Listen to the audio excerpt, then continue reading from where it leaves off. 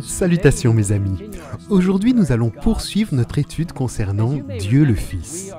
Comme vous vous en souvenez peut-être, nous analysons les croyances fondamentales de l'Église adventiste du 7e jour. Toutes ces croyances sont fondées sur la Bible.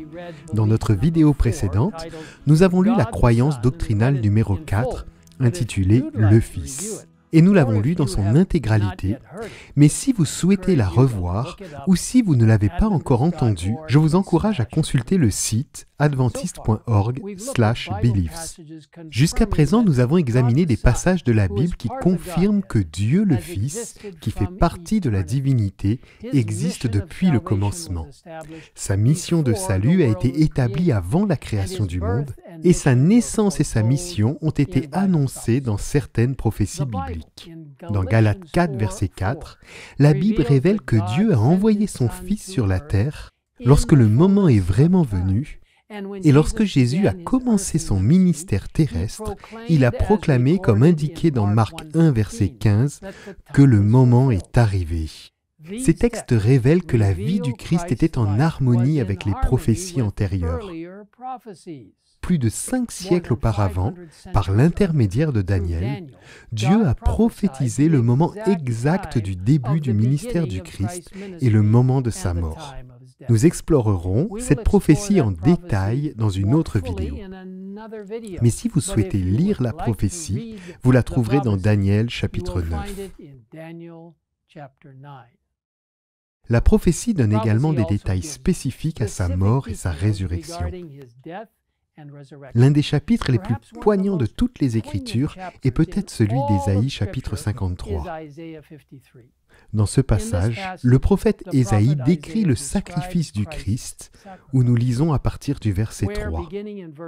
« Méprisé et délaissé par les hommes, homme de douleur, habitué à la souffrance, il était pareil à celui face auquel on détourne la tête. Nous l'avons méprisé, nous n'avons fait aucun cas de lui, et pourtant ce sont nos souffrances qu'il a portées, c'est de nos blessures qu'il s'est chargé. Et nous l'avons considéré comme puni, frappé par Dieu et humilié. Mais lui, il était blessé à cause de nos transgressions, brisé à cause de nos fautes.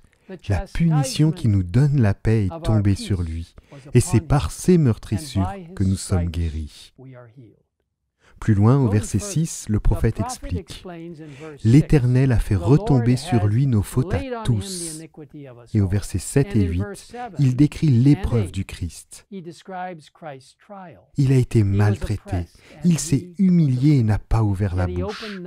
Pareil à un agneau qu'on mène à l'abattoir, à une brebis muette devant ceux qui l'attendent, il n'a pas ouvert la bouche. Il a été enlevé sous la contrainte et sous le jugement. Il était exclu de la terre des vivants. Le verset 9 et 10 prédisent que le Christ mourra avec les méchants. Il sera enterré avec les riches, indiquant que son corps sera déposé dans la tombe d'un homme riche. D'autres prophéties surprenantes fournissent des détails supplémentaires. Le psaume 41, verset 9, indique que le Christ serait trahi par un ami proche. Et Zacharie 11, verset 12, indique spécifiquement que Jésus serait trahi pour 30 pièces d'argent. Et au chapitre 10, verset 20, le prophète indique que le côté du Christ serait percé. Dans Ésaïe 50, verset 6, nous lisons que le Messie serait battu et insulté lors de son procès. Dans le psaume 22, verset 18, le psalmiste mentionne que ceux qui l'exécuteraient tireraient au sort ses vêtements. Et dans le psaume 34, verset 20, nous lisons qu'aucun de ses os ne serait brisé. La Bible a prédit non seulement la mort du Sauveur, mais aussi sa résurrection. Dans son sermon rapporté dans Actes 2, verset 31, l'apôtre Pierre a fait référence à la prophétie de David, rapportée dans le psaume 16, verset 10, déclarant qu'il, Jésus, serait abandonné au séjour des morts. Un autre mot pour indiquer le sépulcre, et que son corps ne connaîtrait pas la décomposition. Pierre poursuit en disant au verset 32, « C'est ce Jésus que Dieu a ressuscité. Nous en sommes tous témoins. Paul confirme qu'il y avait de nombreux témoins du Christ ressuscité en déclarant dans 1 Corinthiens 15, versets 3 à 7, « Je vous ai transmis avant tout le message que j'avais moi aussi reçu. Le Christ est mort pour nos péchés conformément aux Écritures. Il a été enseveli et il est ressuscité le troisième jour conformément aux Écritures. Ensuite, il est apparu à Céphas, un autre nom pour indiquer Pierre, puis aux 12. Après cela, il est apparu à plus de 500 frères et sœurs à la fois. Ensuite, il est apparu à Jacques, puis à tous les apôtres. » Ces prophéties et témoignages sont que quelques-uns des nombreux éléments qui indiquent comment le Christ viendrait sur cette terre, mourrait pour nos péchés et ressusciterait triomphalement. Il y a tellement de choses à étudier sur Dieu le Fils qu'il n'est pas possible d'épuiser le sujet maintenant. Cependant, plusieurs de nos croyances fondamentales des adventistes du 7e jour traitent de divers aspects de Dieu le Fils. Dans les prochaines vidéos, nous examinerons plus en détail qui il est et ce qu'il a fait pour nous aujourd'hui et ce que nous pouvons attendre à l'avenir.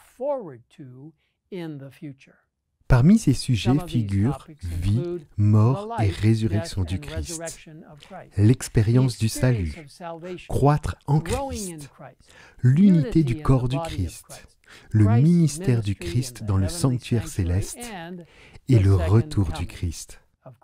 Comme vous pouvez le constater, Dieu le Fils, Jésus-Christ, est au cœur de ce que nous sommes et de ce que nous croyons en tant qu'adventistes du 7e jour. En fait, comme l'apôtre Paul l'a affirmé avec audace il y a des siècles, c'est en lui que nous avons la vie, le mouvement et l'être. Alors que nous contemplons qui est Dieu le Fils et tout ce qu'il a fait pour nous, je voudrais partager avec vous une belle pensée tirée de ce livre incroyable sur la vie du Christ, Jésus-Christ. À la page 14, l'auteur inspiré écrit « Dès lors que Jésus est venu habiter parmi nous, nous savons que Dieu connaît nos épreuves et compatit à nos souffrances.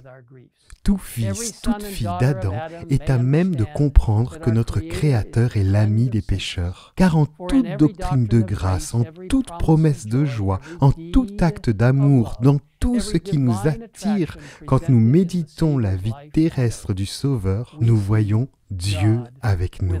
Par son humanité, le Christ est venu en contact avec l'humanité.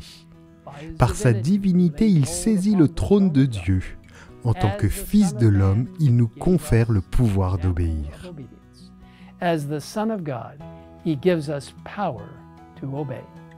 Prions et rendons grâce ensemble.